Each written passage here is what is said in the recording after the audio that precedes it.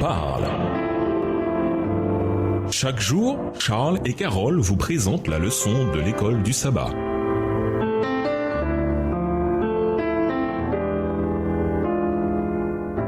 Bienvenue à votre émission Dieu nous parle. Nous voilà au jeudi 29 décembre, Jésus et Job.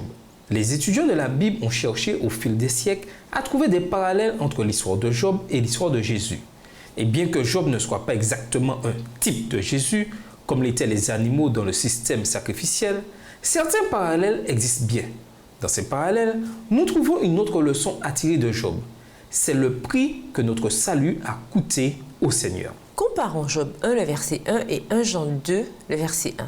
Jacques 5, le verset 6 et Acte 3, le verset 14. Quels sont les parallèles à faire ici? Job 1, verset 1. Il y avait dans le pays d'Uth un homme qui s'appelait Job, et cet homme était intègre et droit. Il craignait Dieu et se détournait du mal. 1 Jean 2, le verset 1. Mes petits enfants, je vous écris ces choses afin que vous ne péchiez point. Et si quelqu'un a péché, nous avons un avocat auprès du Père, Jésus-Christ le juste. Jacques 5, verset 6. Vous avez condamné, vous avez tué le juste, qui ne vous a pas résisté. Acte 3, le verset 14. Vous avez renié le saint et le juste, et vous avez demandé qu'on vous accordât la grâce de meurtrier. Lisons Matthieu 4, versets 1 à 11. Quel parallèle existe ici entre Jésus et Job? Matthieu 4, les versets 1 à 11. Alors Jésus fut emmené par l'Esprit dans le désert pour être tenté par le diable.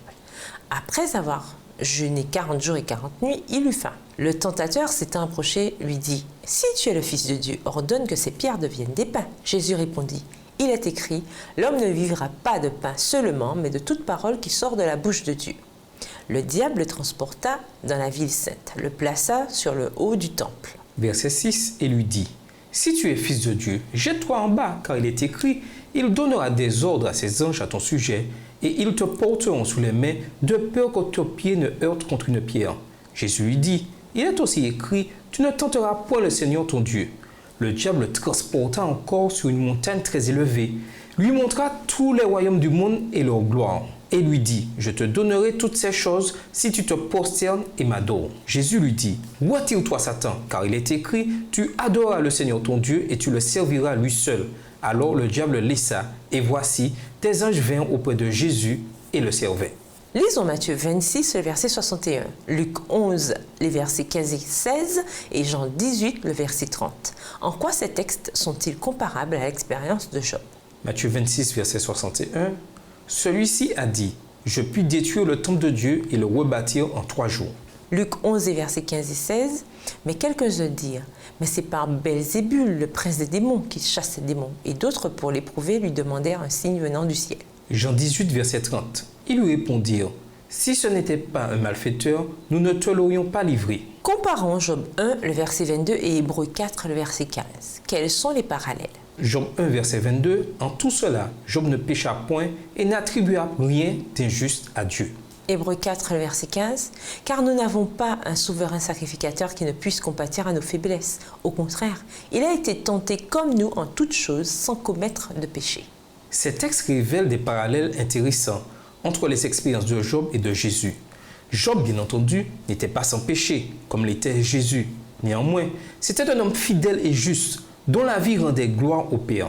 Job a été cruellement éprouvé par le diable, tout comme Jésus.